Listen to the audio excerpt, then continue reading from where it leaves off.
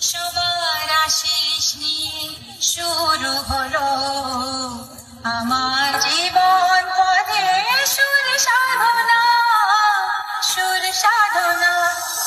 খুব ভালোভাবে আমরা ভোকাল টেস্টিং প্রক্রিয়া সম্পন্ন করলাম। এবার গানটি আমরা বিটের সঙ্গে শুনে দেখব।